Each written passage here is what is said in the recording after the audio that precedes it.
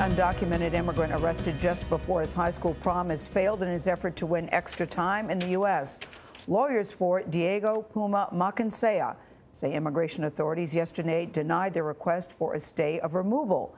The 19-year-old and his mother face deportation back to Ecuador. Tony Dokoupil shows us what led to their arrest. Tony, good morning. Good morning. Diego Puma Macancela was expected to walk in his high school graduation ceremony this weekend, and he was just hours away from attending his senior prom. But instead, one day after his mother was taken by immigration authorities, he found himself cowering in a closet in his cousin's home while agents prepared to arrest him.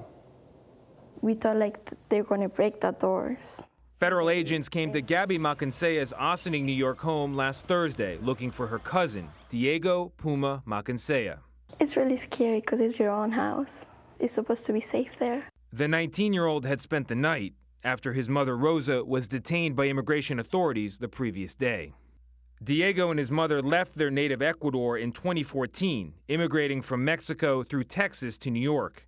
According to ICE, they were told by an immigration judge last November to leave the U.S. The ICE agents were wearing vests that said police on the back. Ossining's mayor, Victoria Garrity, saw agents surrounding the house. All the incidents we'd been aware of in the past involved folks that were believed to be dangerous.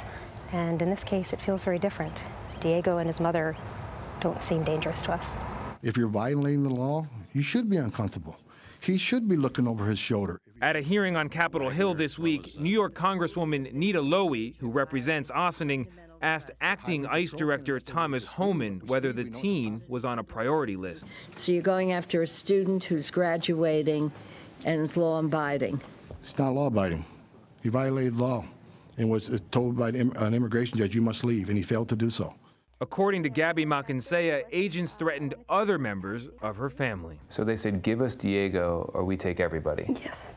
Did Diego feel like he had to give himself up to save the family? He hugged me. He said, bye, Gaby. This is my wallet. Give it to my dad. Everything's going to be fine. I'm going to be fine. Has what happened to Diego and your aunt changed the way you think of America? America's a good country. It's a good country for all immigrants. Gaby was brought to the U.S. as a child and is protected under the Obama-era DREAM Act.